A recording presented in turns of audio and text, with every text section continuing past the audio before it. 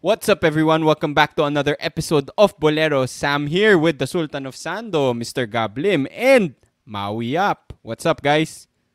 What's up? What's up? And shout out to two of our most loyal fans, Ria and Nick, who we always see at the games Oh, yeah. watching. Shout out to you guys, man.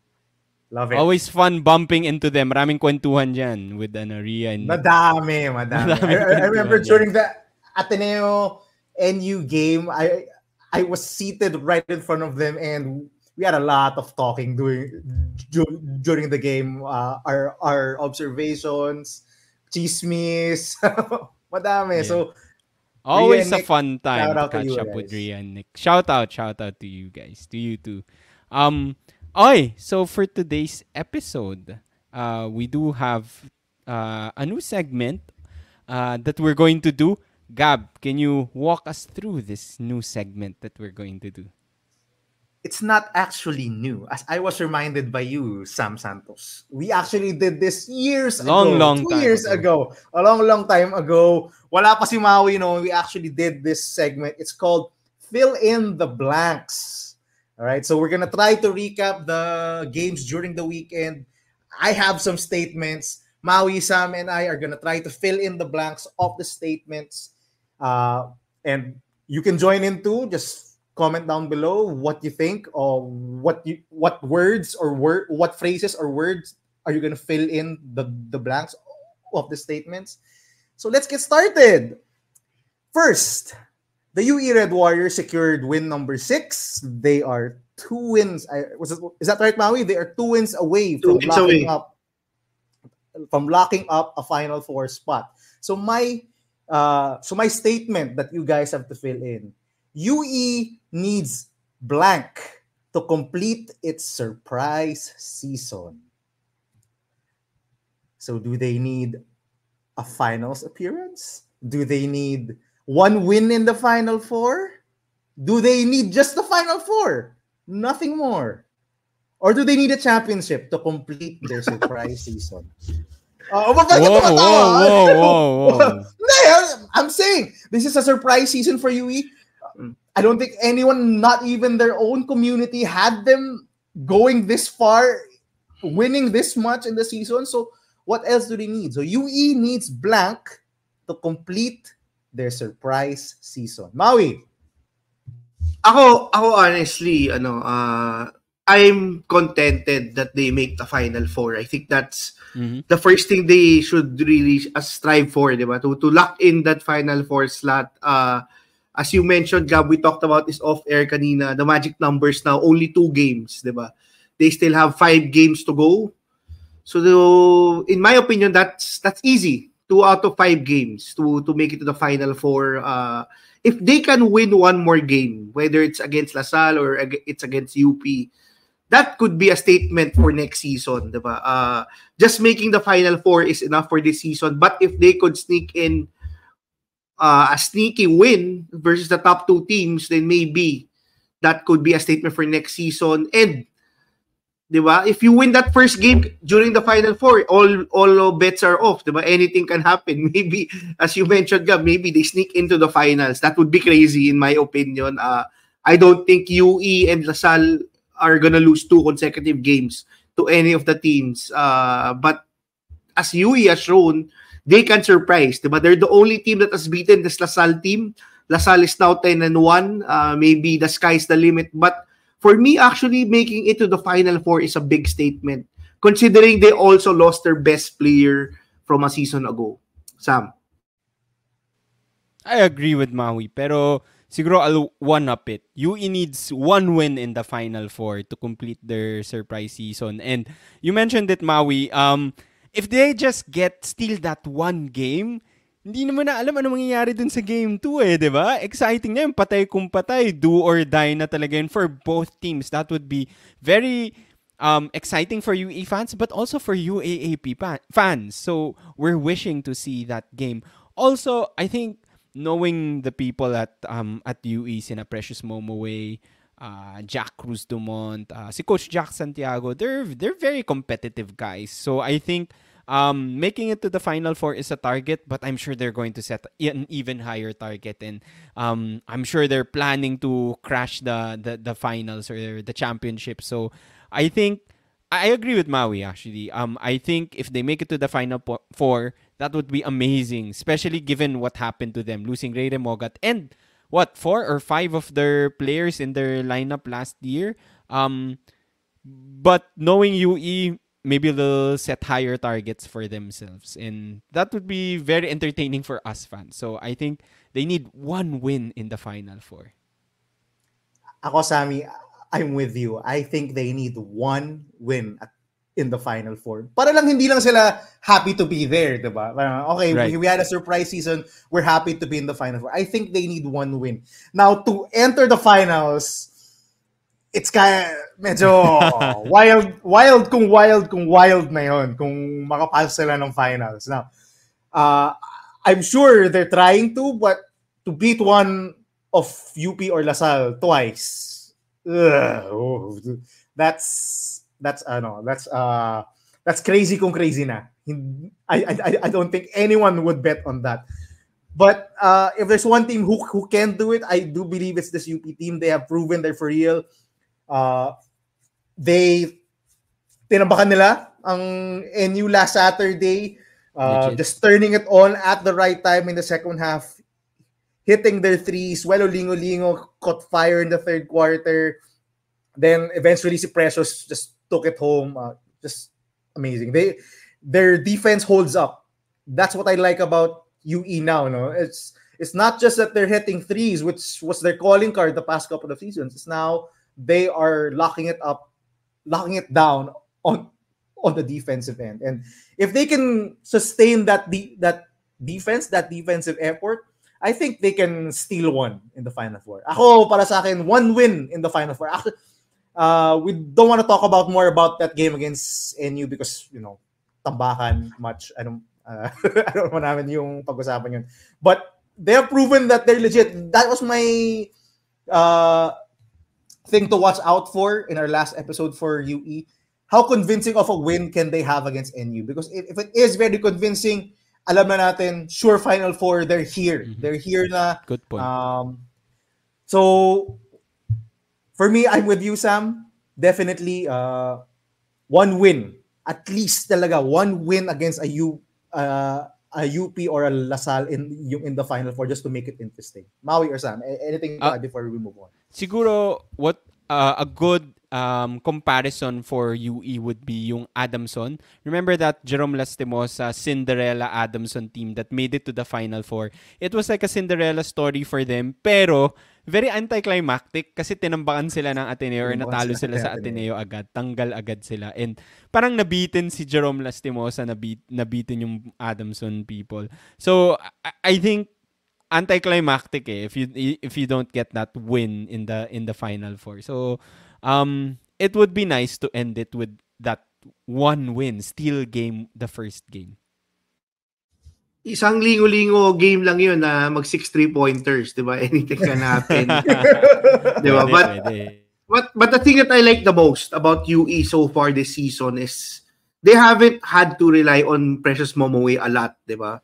We've seen Momoe score in single figures a ton of games, but they've been able to win those games, diba? Actually, very good example yung game nila against NU. We've seen players like Molintapang have some impact. Players like even Hunter Cruz Demont have some impact. It's not just Momoe. It's just, that's one of the things that we talked about during the off-season. Who will step up for UE? And aside from Lingo, there have been a lot of players who have had their own games. Diba? John Abate has had a string of good games. Ethan Galang has had a string of good games. I think that's the recipe. That's why they've been very consistent and more competitive. Aside from their defense, which has improved a ton this season, they haven't had to just rely on their 3-point shot. Diba? They can also shut down the opposing team. But having those players, having those collection of players has really been a big thing for UE, diba? We used to talk about UE as being a gold mine of a team, diba? These players are taking advantage of that opportunity to play, diba? I think that's the best thing that has happened to UE. Kyle Paranada, Gani Stevens, Buchanan Man. I'm sure they're missing out on this run by UE. Anyway, let's go on to our next statement.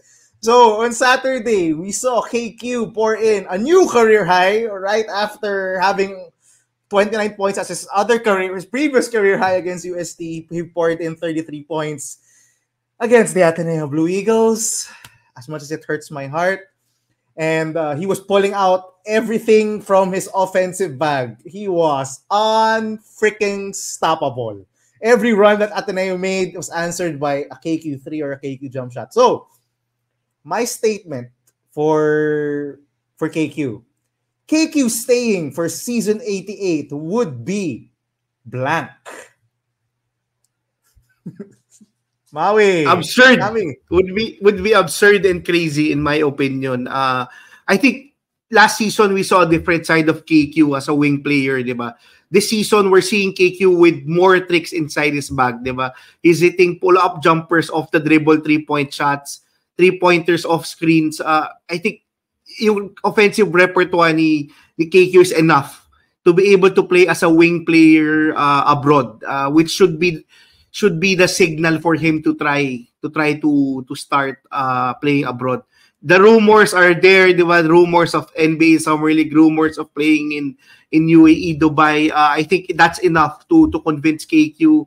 What more having his firstborn, di ba, this season? I think it's that time, di ba? KQ is showing during the second round that he's on another level, di ba? I think siguro nakita ni KQ yung MVP rankings nung end ng first round and nakita niya Mike Phillips is catching up on him, so he has to step up on another level. Diba? Kinabahan si KQ. Mike, sorry, gusto ko ng back-to-back. Yeah, I'm Kasalanan to ni Mike. yeah, I'm thinking that KQ smelling blood for that back-to-back MVP awards. But there's a reason why he's had 2 career highs in I think the past few weeks, diba? And against Ateneo, grabe.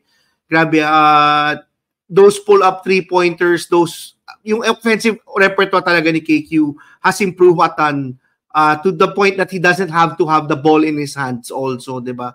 I think that's something that Lasal really worked on during the whole season. I love seeing Lasal when their other guards and wings score and KQ doesn't have to hug the ball, diba? You love to see those pull-up three-pointers, but I love it when the three-pointers actually comes from a pass. Diba? That's one of the things that made KQ very lethal as a three-point shooter during last season with Evan Nelly and Mark Nonoy manning that point guard slot. It would be absurd if we see KQ in season 88. As much as Kian Baclaan wants his friend KQ to play for Lasal, I don't know if it would be at best for KQ to still return for another season. I think it's prime to really play pro. I'm excited sa November, diba? Kasi we'll probably see him part of the Gilas team again, diba? Maybe he can make a smart there and score a ton of points. More minutes naman dyan, Coach Tim, diba? More minutes. Hopefully more minutes. Hopefully hits a few 3-point shots, and that could get yung attention of the scouts. I really think he could make it, diba? We're seeing Carl Tamayo having a breakout season in the KBL. I wouldn't be surprised if KQ follows. Hopefully he gets an offer in the KBL and the B League or somewhere abroad. Sam. Baka nagta-tryouts na si KQ kay Coach Tim Cone, kaya nagka-career high siya. Every game career high na eh. So I think he's showing Coach Tim na he's ready to play for Gilas. Dahil Halloween ngayon, my answer is scary. Would be scary. Yung KQ returning for season 88 would be scary. Nakakatakot. 2 sides to that. The first one, scary for the UAAP, diba? For the league. Kasi we've talked about how deep this LaSalle team is right now, and next year they could be even deeper with all their upcoming recruits waiting in line, diba? Sina Mason, sina Pablo, Baclaan, Cortez. So it's going to be scary for the UAAP because if they're breezing through the competition this year, they might actually be a lot better next year. So scary for everyone else. But also KQ returning for season 88, tama si Maui. It would be absurd. It would be crazy for KQ to do it. And I would be scared for him. Kasi, number one, yung development niya, di ba? We want him to be challenged. We want him to play against higher level of competition. So, we want to see him go to the KBL, to the B League, or even in other leagues para he can really develop yung skills niya and play against better guys, bigger guys, stronger guys, older guys. Also, so I'm scared for his development, but also I'm worried about Jerome yung health niya. Lastimosa. Exactly. I'm worried about yung health niya because that's another year that you're risking high season ending injury or a very bad injury that could quickly derail your career. We were hearing lots of rumors before Jerome Lastimosa got injured and before he decided to return to the UAAP for his final year. We were hearing a lot of rumors that a lot of teams or international teams were offering him already a slot in their team, diba? But he decided to stay with Adamson and we all know what happened. So I'm just worried for KQ because we know he has the talent to play internationally. Hopefully, he doesn't get injured. Even this season, actually. Even this season. Hopefully, he stays healthy. So, yun. Scary for me. Actually, that's a great point, Sam. If he does get injured, medyo... I don't want him just to end up in the PBA. As much as the PBA is the top tier pro league here in the Philippines, there are... he has to try abroad muna. Diba? Oh, he has to try abroad. He has to try a higher level of competition. The B League has 2 imports, bigger opponents, a bigger talent pool. If you can make it to the NBL in Australia, maybe, diba? But my answer for this question, KQ staying for season 88 would be expensive. Wow, very good. okay. Very good answer. Very good answer. Good answer. That's true. Good answer. I love that. Isipin mo, there's already a ton of rumors of him getting pro offers abroad. Imagine the amount of money these pro teams abroad are offering him. The backers of LaSalle will have to pony up a ton of allowances and whatever perks that they could think of to get KQ to stay. And to add to the fact that he already has a family, he's starting, he will definitely look for more. Diba? They will definitely have to pony up a lot more than they gave him to stay for season 87. So, keeping KQ is definitely going to be very expensive. And let's face it, he's just too good for the UAAP na. I think we've seen this already multiple times this season. Just freaking credible KQ. The Ateneo game, I wanted to boo or to feel bad for that Ateneo was getting eaten alive by KQ, but I was just in wonder of this guy. Grabe yung the pull up from the elbow, post up, fade away, pull up 3 with a hand in his face. A lot of his shots, Maui Sam, were contested. Difficult shots. Yeah, diba? Yeah. They weren't, di nga siya libre. And the Ateneo was just too small. They couldn't rise up to contest because he jumped so high on his shot and his and yung release niya sobrang taas. Unblockable. Tama ka, Sam. I think si Francis lang talaga yung may capability makablock ng pull-up 3 or pull-up jump shot niya eh. Bang klase. And add to that, his defense, the way he boxes out, he rebounds, he skies for those rebounds, he draws fouls. He's just too good for the UAAP. I would be, as you said, Maui, absurd and surprised if KQ will stay for season 88. It just means that they have given him a ton of bags, a ton of this to just keep on playing in the UAAP. Because, and also, we talked about this. If ever he does, and it's a slim chance he does want to make it to the NBA, he can't stay until he's 24-25 in the UAAP. Low na yun. Diba? He's by the time he leaves the UAAP, he will be as old as some of the veterans already in the NBA, and he hasn't even touched a UAAP floor.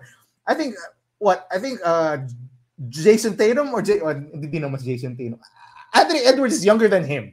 Diba? And he's already a superstar. So if KQ is aiming to make it to that level of basketball, he can't stay until he's 24, 25 in the UAAP. Just can't. Okay. Moving on to our next statement. So KQ had a career high on Saturday, but a while ago, my other boy, my pare, VJ Pre, had his own career high. 31 Pre. points, 14 rebounds. Incredible. So my statement for this, VJ Pre's rookie season has been blank. Sam, why don't you get us started? Because we barely talked about VJ Pre. Actually, matagal na since we've last actually dedicated something just for VJ Pre. And we were hyped about VJ Pre yung coming into the season. Sammy. VJ Pre's rookie season has been a shining ray of hope for FEU fans. It has been disappointing. Let's just say that the season of FEU has been disappointing. At least for us, because the three of us, the three Boleros, expected FEU to compete for a Final Four or be in the Final Four, especially watching them during the preseason. And that hasn't panned out so far. They had a chance earlier, but they blew it. But every time you see VJ Pre, every game you see VJ Pre, it seems like he just keeps getting better and better. And this is obviously his best game so far. He's had very solid games before, doubles, but he was so impressive today. And he hit so many threes today. And yun yung Gab. I remember, yun yung sinasabi mo, coming into college, what he needs to develop is that 3-point shot. Because if he develops that 3-point shot, he's going to be an even bigger threat, especially yung size and versatility. A total of 3 before that game a while ago. Okay. So 3 lang before that game. And the game a while ago, 5 of 7 from 3-point shot. So shining ray of hope, because even though it's been a bad season, if you're an FEU fan, you're just excited for next year. You're excited for next year and the succeeding seasons kasi you know you have your foundational superstar that you can build your future on for the next 2-3 years. Maybe even more if he stays longer. So, and yung position ni VJ Pre, the way VJ Pre plays, very versatile, diba? He has the size, he can play multiple positions. That's something you want. That's a great foundational piece for you. If you watched the game yesterday, you saw a guy like KQ do something similar for his team, diba? So, ikaw parang umaasa ka, kaya niya maabot yung level ni KQ after like 3-4 years. Hopefully, no, diba? So, for me, it's been an not so good season for FEU, given the expectations or the excitement nung preseason. But VJ Pre, Konate may be the most consistent. Joric Bautista may be your superstar now, but VJ Pre is your future. Maui.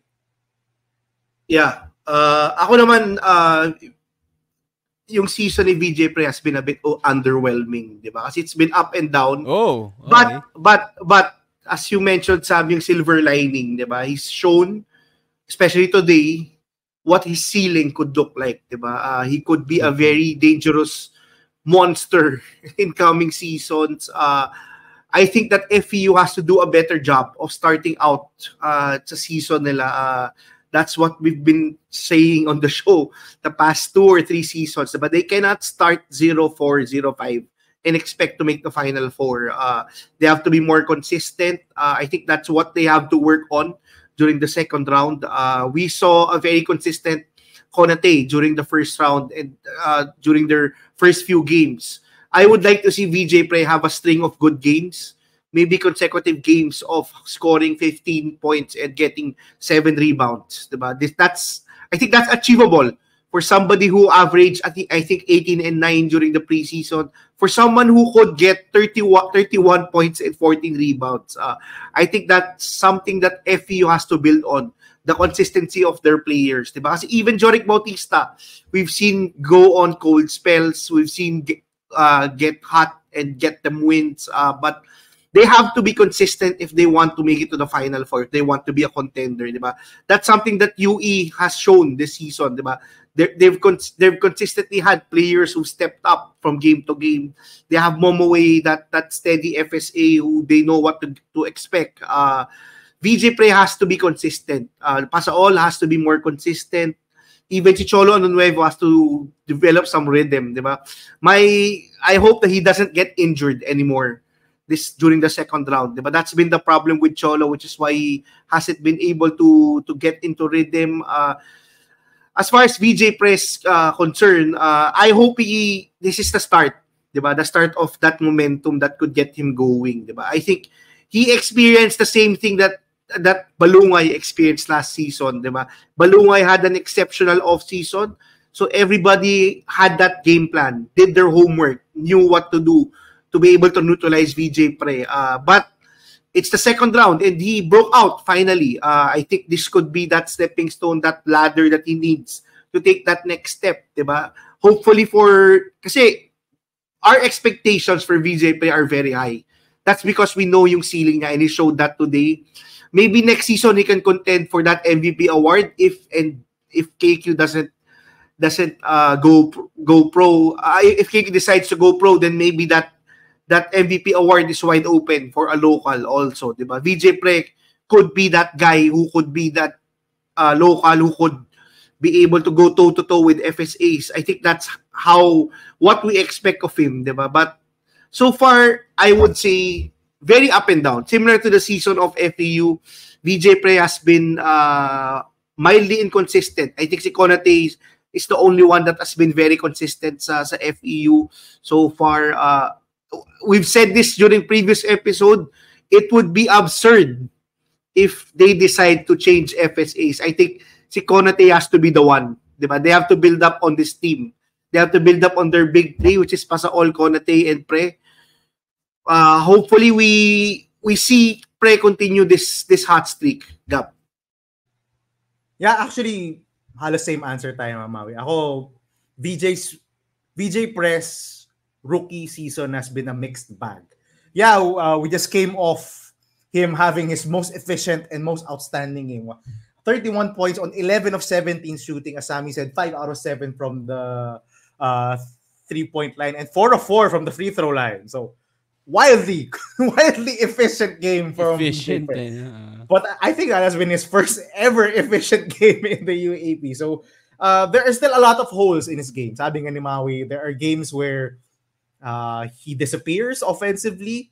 There are games na he gets bullied defensively. I look back at his matchups with Cedric Manzano. Sa amin, di ba, we always look out for that kasi si Cedric talagang yung bully talaga siya. Yung binibigay niya si BJ Pre. Talagang panakaya si BJ Pre, bibigyan kita bata. So, first game pa niya yun. Oh, di ba? So, a mixed bag. He does, yes, he's the leading, I think he's among rookies, he's the leader in points per game. He's top 10, I think, in points per game. He's the leader in rebounds.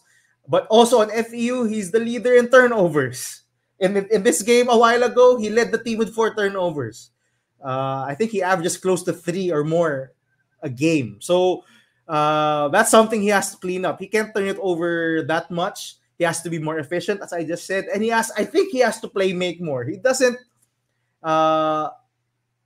siguro yun lang yung difference nila ni KQ ngayon. I think as an offensive player right now, when compared to when KQ started, yes, we're comparing him to KQ because they have the same height and their skills are wildly the same, yung coming out of high school. Mas maganda yung offensive bag ngayon ni VJ, especially on attacking the rim. And may tira na siya ngayon. KQ didn't have a shot back in season 85 when he started. And now si VJ does have. I do hope he makes more. I do hope they run some offenses to get VJ more playmaking opportunities. Kasi ngayon, ang daming opportunities for VJ to score, not necessarily to play make. Yun yung nakita ko sa offense ni Sean Chambers. A lot of the time, he gets it. He's meant to attack the basket or he's meant to take the shot from mid-range or from three-point range. I do want to see him do more playmaking. But I think, as Sammy said, if you're an FEU fan, you would take this despite the disappointing record. VJ has been impressive, and hopefully nothing bad happens to him. Kinabahan ako kanina when he fell down, grabbed his leg. I thought a serious injury happened. So hopefully nothing like that happens, because he is, as you said, Sammy, is the foundation. Him and Pasaol are the foundation. Yung Conate, if they decide to bring him back, they are the foundation for this FEU team. So, Sammy, I think we have our next segment.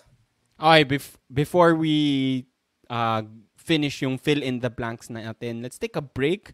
And I think it's time to talk about our Gatorade Ballers of the Week.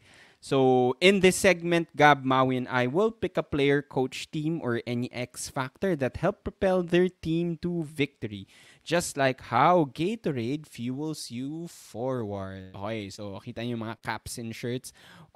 We still have our giveaway, so you comment down below your hashtag Gatorade Ballers of the Week. Will pin the instructions on how you can join, and you can get a chance to win Gatorade shirts and or squeeze bottles. Alright, let's get started. Gab, let's start with you this time. Sino ang hashtag Gatorade Baller of the Week mo? My Gatorade Baller of the Week, and I know we just mentioned two guys who had their career highs, but I do have to give it to someone who didn't actually score, but I think won them the game a while ago. Jerry Abajano. What a defensive performance from Jerry Abajano. Incredible. Monty Montebon started hot. I think he had 9 points in the first quarter. Mm-hmm. He was moving towards that big game. Matt Erolon was not there. So a lot of the offensive creation was put on Monty Montebon. But Jerry Abajano locked him up the rest of the way. He had like 5 points the rest of the way, and he had to work for those 5 points. Jerry was just all over him, and also hit the clutch. I think the back-breaking 3 to extend the lead to 5 with less than 4 minutes remaining. Mm-hmm. Off a defensive stop, also off his own defensive stop. It's grabe. His defense, his foot speed, his anticipation on a defensive end, the reads that he makes of Adamson's plays, where the pick is coming from, where the offensive player is going to run. Ang galing.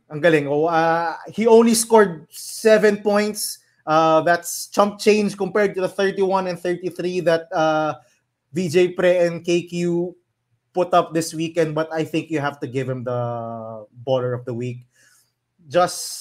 He won them the game despite scoring 7 points. The defensive energy, the turnovers he forced, the tough shots he forced on Monty and the whole Adamson team. Gotta give it to Scary Jerry, man. That was an amazing defensive performance.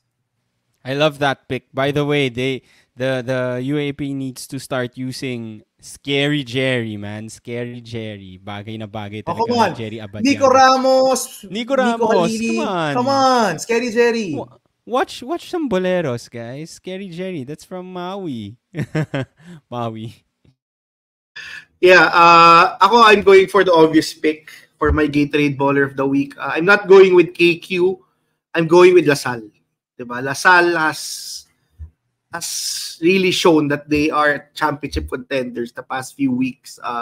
After that loss against UE, diba, they've string along. They're the hottest team in the UAAP. I think 7 straight wins, if I'm not mistaken. They're now at 10-1. Despite clinching that Final Four slot, they still decided they want to slaughter Ateneo. Diba? I think KQ is on another level right now. I think it's rubbing off on his teammates. You see the intensity, diba? Si Mike Phillips is very intense despite playing minimal minutes because of foul trouble, diba? I like what I've been continuing to see with players like Marasigan, Makalalag, and Golena. VJ David has been as good as he should be this season. I think he's finally healthy, di ba? We saw him have a very slow start to the season, but he's been very good to the point that I think si Sam mentioned in our previous episodes, he's in the top 10 of the MVP race, di ba? I think that LaSalle has all the tools to be able to back-to-back. That statement win against UP was one thing, but KQ is out for blood. He wants that back-to-back MVP. He wants to get that back-to-back championship to potentially end his UAAP career. I don't think he wants to give everything on the floor right now. I'm happy what I'm seeing with LaSalle. I think that they are the hottest team for a reason because they want it really more than any other team in the UAAP so far.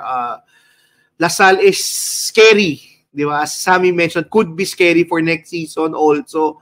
But we're finally getting to the final stretch of the season, and LaSalle and both UP are showing why they are the contenders, the favorites for this season. And LaSalle has been incredible. I love how they were able to navigate despite all of those off-season issues after that UP game. They've continued to be hungry. They've continued to want to win every game. I want to see more KQ 30-point games in the UAAP. It's crazy, di ba? Kasi we saw, the last time we saw a player play like this was probably Thirdy Ravenna in the finals. I was gonna say, yeah. We're seeing KQ do it just on any random day, di ba? I would like to see more KQ 20 to 30-point games. This could be that cement that he needs to make it to the pros, as we mentioned in our previous segment. I'm excited what he'll be able to do also in the postseason when everything is on the line, di ba? I love what I've seen with KQ. Grabe yung development. We mentioned VJ Pre as a player with a high ceiling. He should watch. He should train with the trainers of Kevin Tiambao kung kaya, di ba? The development that KQ was... Yung baka ma-pirates siya. Hopefully not. Hopefully not. Of eligibility. Hopefully not. But there's a reason why a lot of big wing players want to go to LaSalle, and that's because of their training and development. Shout out to their training staff, and I think si Coach Migs Aiton, is a big part of that. LaSalle has been amazing. Even yung development ni Mike Phillips this season is underrated in my opinion. If you watch Mike Phillips during his rookie season, diba, he was just an energy guy. Now he can create, now he can pass. He's even hitting some three-pointers. I love what I'm seeing with LaSalle. They're not just a winning program. They're a program that develops players to potentially make it to the pros. Diba? I think that's very important when you have a good program. It's that your players have a future also after. What I like also about LaSalle, especially currently, especially in that last game, is they've essentially cut Henry Agonanes minutes down. I think he played less than 7 minutes in that game against Ateneo. And Ateneo doesn't have anyone nearly as tall as Eddie Agonane, but they didn't play him. They're going more to Mike Phillips at the 5 with KQ. They're going more to Raven Gonzalez. They're going more to KQ at the 5 in some lineups. Yep. So they're essentially... Coach Topex essentially giving Henry Agonane the Bright Nuanco treatment, and he's cutting his rotation minutes. I do think we'll see more of that as the season goes on. Against UP, they just because of the length of UP, I think you might see some increased Henry Agonane minutes, but overall, I think it's just gonna be Mike and Raven and perhaps KQ yung sharing some center minutes. Henry, grabe. Even against Ateneo, hindi siya makaporma. Scoreless in those 7 minutes. I think had how many slipped balls did he how many balls did he let slip from his fingers, right? So I'm glad that Coach Tobeck is finally realizing baka yung overreaction natin ng start ng season is not actually an overreaction. Henry Agonane might just actually be a bust. Who's the bigger bust? Balogun or Agonane? That CEU big men. Scam. Na-scam, man. Actually, sa kay Balogun, yung pwede ba maging negative impact FSA? Yung so below siya kay Mo Diazana. Si Mo Diazana essentially zero dahil Zero. na-injury. Si Balogun siguro negative impact during the game. So, plus minus niya. Pwede ba yun? I love the Lasal pick Maui. By the way, Gab, I think nakikinig ng Bolero si Coach Topex kasi naalala ko, matagal mo nang pinipitch. KQ should play at the 5 more. So, nakikinig si Coach Topex sa'yo. I love the Lasal pick Maui. KQ is the obvious pick here and sakto yung sinabi mo. I was gonna say it. Watching KQ yesterday, first thing that came to mind, finals 30. Yun talaga. I think 30 also scored 30 points in the finals. And it's so crazy that KQ is doing it it's against their rivals, diba? So, syempre, sabi natin, if you're playing Ateneo Lasal, everybody steps And up. those baskets were needed, Sam. They were not just, points hunting or stat grabbing baskets. Ateneo was keeping it close. Well, Every time they made the run. within distance, diba? Yeah. Patay sunog nga naman, di ba? As they say, lahat ng basket si KQ. Yeah. So, yun yung further proof for me na KQ should just go pro already. Because after finals 30, that was when he went to the B League na this guy is eating up the competition in the UAAP. I don't think anyone can stop him right now. So I love that Lasal pick. VJ David, I still want to give him credit. I know KQ and Mike siguro yung top 2 superstars nyo, but superstars ng Lasal, but VJ David is so crucial to this team and I think they really need him. No one's talking about the point guard problem anymore, Sam. Yeah, that's No true. one's talking That's about true. it. and it's going to be even more crucial for VJ for them to have VJ David to perform, 'di ba? Kasi si Abadam looks like is going to be out for the rest of the second round and maybe even in the final 4. So, very, very important. I think isa yan sa mga crucial players si VJ David for Lasal. So yun. But since you've talked about those guys, siguro I'm going with I'm picking 2 guys, 2 players for my Gatorade Ballers of the week, and I'm picking them because we've been, or at least I've been, or some of you have been very hard on them in the past. And I'm going with Kyle Paranada and Mark Belmonte. 2 guys that I think contributed to helping their team win in today's games. Diba? Si Mark Belmonte, I think Adamson kept it close in this game because of that zone defense that they were employing. And when Mark Belmonte came in, he really helped break that zone defense, diba? With his shooting, and I think he had like a few passes or mga assists kasi siya yung umaakyat sa gitna against this zone defense. So, I know I've been very hard on Mark Belmonte. I think he's a shoot-first guy kasi he's not a system guy. But in today's game, he played within the system, broke that zone defense, and really helped UP sort of break away dun sa team. Jerry Abadiano was probably the most important guy, but I think Mark Belmonte did very well today. And it's starting to look like he's really getting most of that backup forward minutes to Lopez, no? Si Torculas only played 5 minutes. Maybe it's because of the injury, or I don't know, but seems like it's he played more than that in the previous games. Games, yeah. So it seems like it's really Mark Belmonte's role now, and kudos to him, diba? He's shown up when they need him.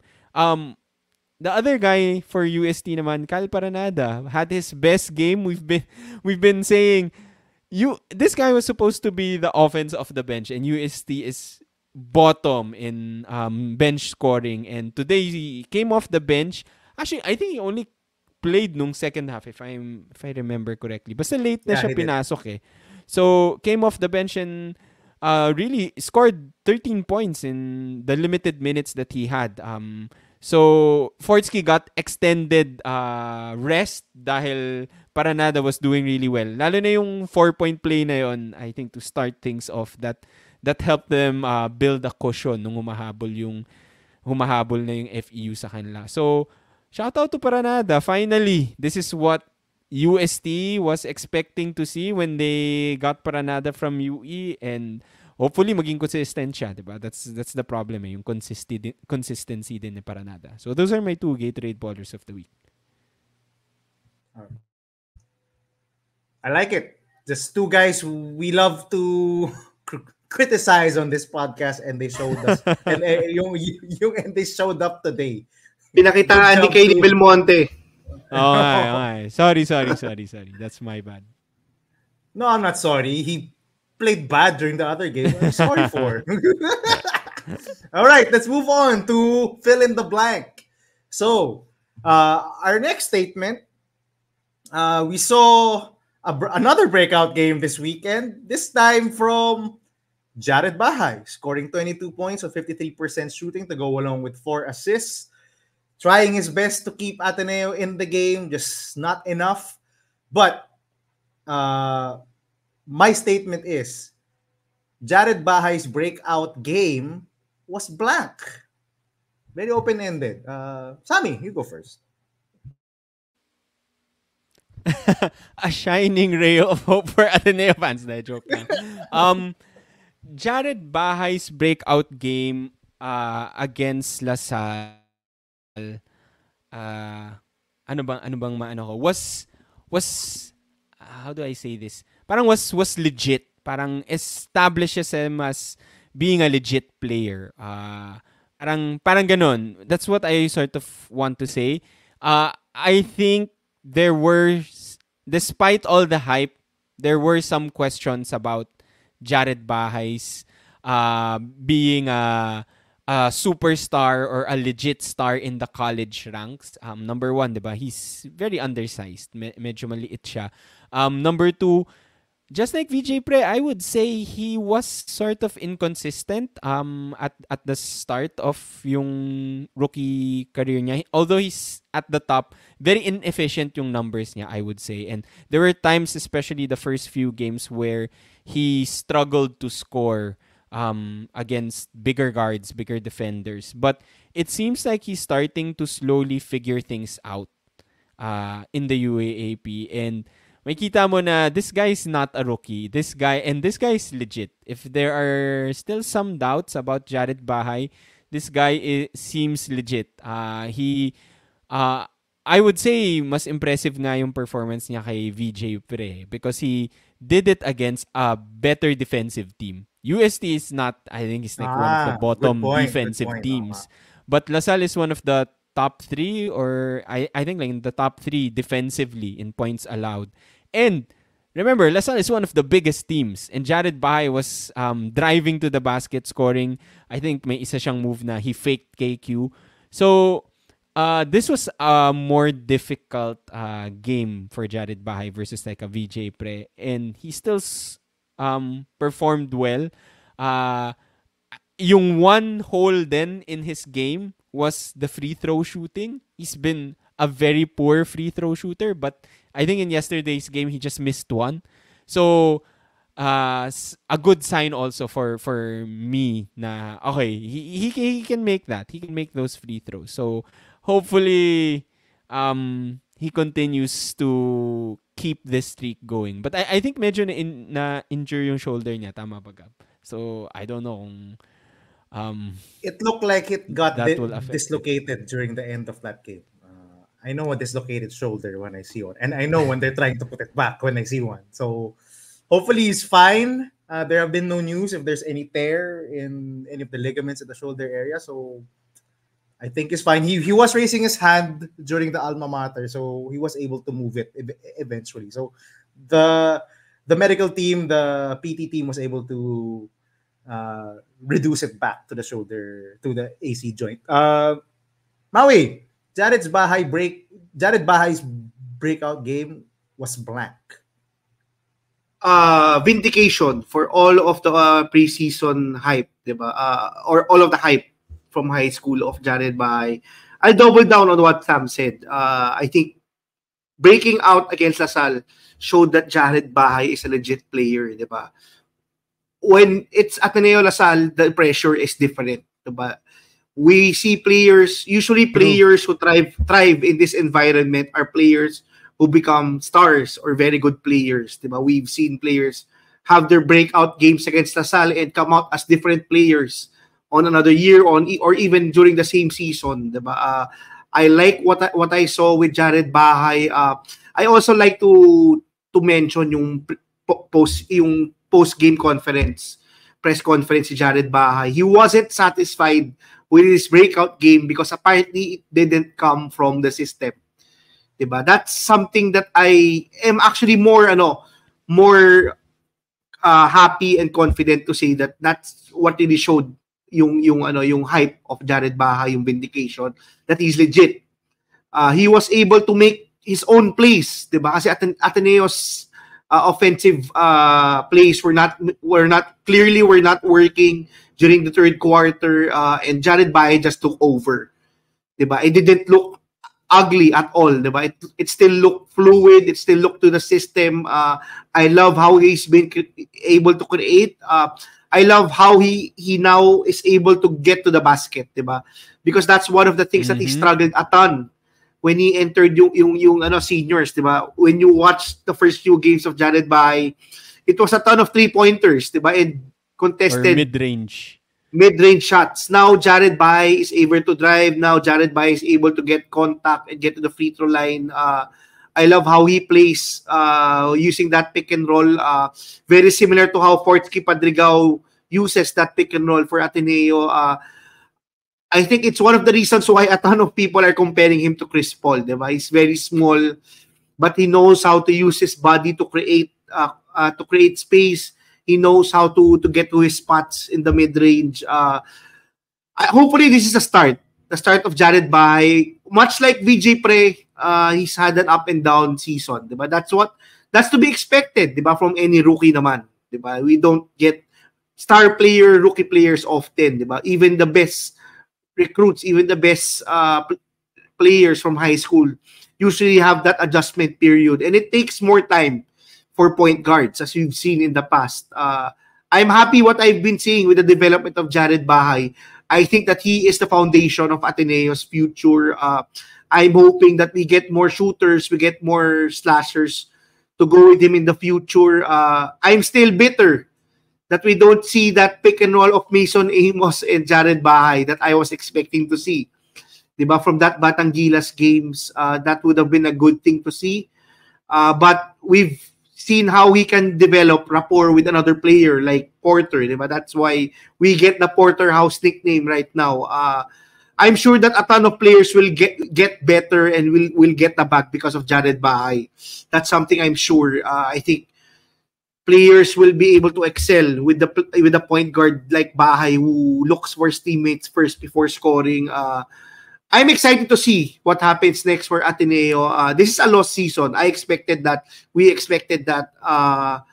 I'm more excited to see how they develop certain players during the second round, and Jared Bahay is one of them. I want to see him, much like VJ Prestring, a couple of consistent consecutive games that he's been very, yung impact niya will be consistent. But I'm happy, diba? I don't think, if there are people unhappy with how Jared Bahay has panned out, I'm not sure why, diba? I'm happy what I've seen.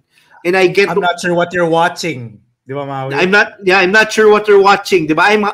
I'm very happy with what Ateneo's got, with being able to get from Jared Bahay during his first season. And I'm excited to see what happens next.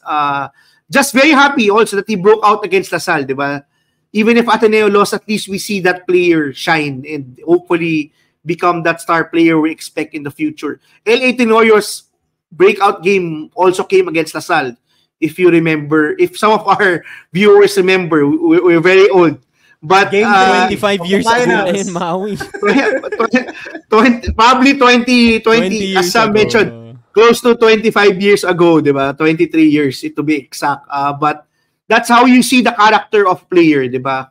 When they break out against their big game. That game against LaSalle was a big game for Ateneo, despite the loss, diba? Jared Bahay showed character. Good point. That's a good point. Yeah. Great point.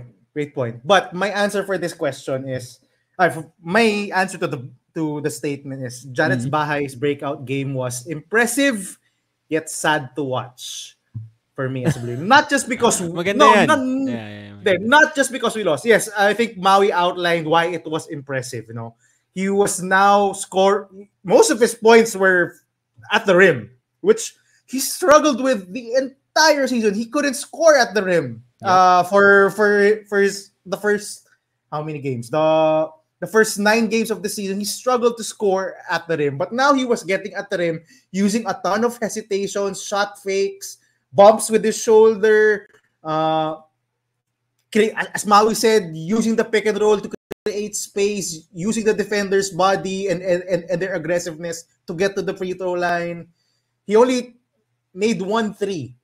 And he gets most of his points in the previous game from outside shots. But now he's getting to the basket, getting to the mid-range, pulling up. So you like seeing that. You like the development that you see from Jared Bayo. However, it was sad to watch because he couldn't get any help from his teammates. My goodness, how many point-blank shots and layups could they get? And how many missed free throws? They missed 10 free throws. Imagine if they had made all of those 10. It would have been a close game. Or a respectable lead, at least manageable. Diba? The rest of his teammates just could not follow him, just could not support him. He was trying his best. In that second quarter, LaSalle was on fire. They were, in the first half actually, they were, I messaged this to you guys. LaSalle, at one point, near the end of the second quarter, LaSalle was shooting 60% from the field.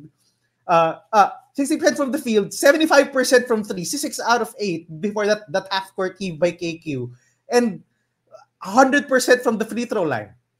I think around 80% from the free throw line in the first half, and Ateneo was only down 9. Diba? 60% from the field, made 6 out of 8 3-point shots, and yet Ateneo was only down 9. I'm like, okay, at least that's something. Hindi mo tayo totally tinabakan, and that's because of Jared. He kept Ateneo in this game. He was exhausted, but he was trying as much as he can to generate some shots and some scoring for this Ateneo team. And the rest of his teammates just could not. They just could not support him to make enough shots to support Jared Bahay. Now, I've said this, it was a slim chance to beat LaSalle. It's a slimmer chance on Wednesday to beat UP. So it's a slim chance to make the Final Four. So this is something for next season. Ateneo needs to get more offensive help. LaSalle was toying with Ateneo inside. There's Mike Phillips just laughing and just doing, just getting every rebound like a casual practice, like a casual drill for him. And 13 rebounds in 18 minutes, diba? That's crazy. Ateneo had 20 plus rebounds the whole game. Yep, and Ateneo needs to surround this guy with more help. They need they need bigs, they need shooters. Sean Quiteves, despite making that corner 3 during the end game, passed up a ton of open looks that were kicked out to him. And you saw how KQ was defending him. He was not even near him. There were times Sean Quiteves was there and tawa pa ako kay Sean Quiteves. Nag-shot fake pa. I'm like, bro, walang kakagat dyan. Ba't ka nagsa-shot fake? KQ was so far away from you. Why are you shot faking? So that was sad, man. I was so happy to watch him play the way he did, Jared, but to see the lack of offensive help that he got from the rest of his teammates just was painful. Just very painful. Porter missed a ton of point-blank shots. Tuano missed a ton of point-blank shots. Chris Kuhn couldn't do anything in the first half, and that's something for next season. We do need more offense. We do need bigs, and we do need a lot more scoring. So yun.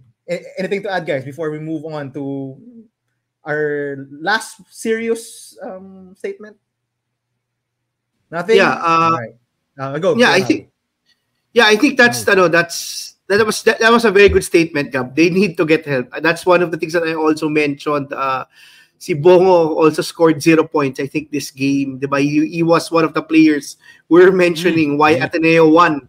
Diba? String of few games. They need consistent players. They need big man. Hopefully, they get it for Bahay. Sana hindi masayang si Bahay for year 2. Diba? I'm hoping that they get more high caliber players. Diba? I think that's one the main reason why Ateneo is struggling, diba, this season. Yeah, good point. All right, for our last serious statement, it has to do with UST. And I think Sammy kind of touched on it in his Paranada pick in the Ballers of the Week. For UST to be more than just a happy story to make it to the Final Four, because I think they're kind of sure na for the Final Four. They need blank. Maui. Much like UE, they need to get a win. Diba? It doesn't matter if you get into the Final Four and you just get eliminated at once. Diba? There was a point in the season where he expected even USD, diba, to challenge for that top 2 slot. They look very impressive. The problem with UST right now is consistency, I think, with some players. Diba? We know what you're going to get with Padrigao. You know what you're going to get with Cabanero, Tongkara. I think the supporting cast has to do better, diba? They won today's game because Paranada was on a heater, diba? They won a ton of games early on in the season because Crisostomo and Lemit were surprise scorers, diba? They need other players to step up. We haven't seen Estacio, diba? We expected Estacio to be that player during the off-season. I think they need more consistent guys to be able to back up their star players. Paranada hopefully starts to play better and more consistent. I think they need to not make him the playmaker, maybe make him a scorer, more of a scorer. Diba? That's what is best. Diba? That's where he really thrives. I think that's why he did a good job also a while ago. He had a string of lineups where he played with Fortsky, diba, and Cabanero. I think that they need to find a better job of getting the other guys involved.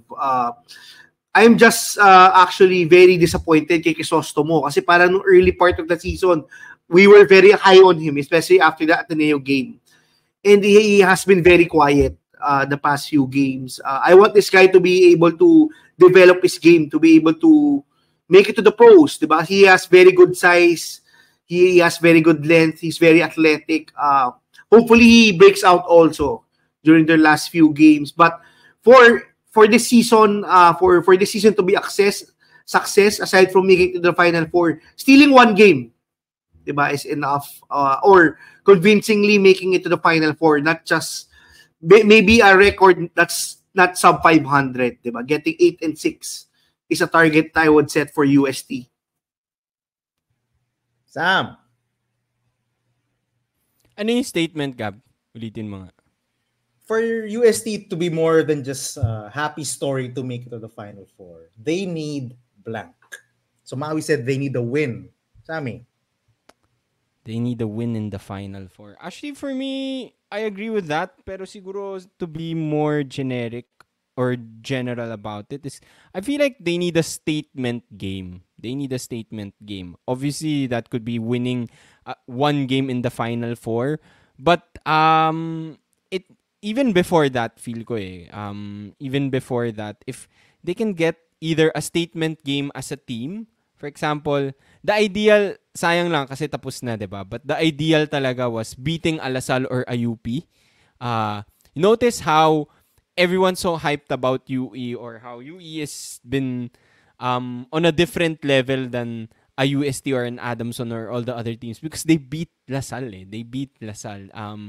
Iba yung pagkapanalo na yun, diba? And we were really expecting UST to challenge Lasal or IUP and beat them, diba? At least steal a game. But hindi nangyari siya. So, maybe I don't think naglaban pa yung UST and UE in the second round, if I'm not mistaken. Di pa. Maybe that's their next best option. Yep. Have a statement game and beat UE, the seemingly number 3 team of season 87, that could be a good statement game for them. That could propel them to be number 3. May chance pa sila. If not that, maybe like a statement game wherein Nick Cabanero scores like 30 points and gets the win. Like how KQ won the game against Ateneo yesterday, diba?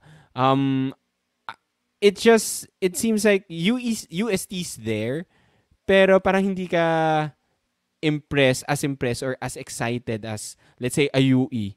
But if you think about it, they have the talent eh. That's the thing. They have the talent, but I don't know, parang may kulang pa. So I think they need a statement game, a statement win. Yun for me. Ako, they need their bench. If they're gonna make any noise in the Final Four, if they're just gonna be more than just a happy team, they need their bench. And I think we saw it a while ago. Worst bench scoring. Yeah, they're the worst. They're the worst bench in the league, and we saw it a while ago that if their bench contributes, much easier for them. You can see them actually trying to challenge a LaSalle or a UP, whoever ends up number 1. You can see them be putting up a fight, and actually you might see them pulling out a win. I wouldn't bet on it that you would see them pulling out a win against a UP or a LaSalle, but if kung di lang sila tatambakan in sa Final Four, and hopefully they don't, we don't want to see that, diba? Yung much like sa Adamson, Sam, we don't want it to be an anticlimactic na dudurugin lang sila sa Final Four, diba? We want it to be actually competitive. No, I'm sure a win would be nice, but ako kahit a close game, and for them to have a close game, they need their bench. They need guys like Paranada, they need guys like Liemit, Estacio, they need Laure. I hope he has 4 or 6 points, just contributed as much as possible in yung relief of Pokara. But gago. Oy, grabe yung naka 6 points nga siya against Ateneo, Maui.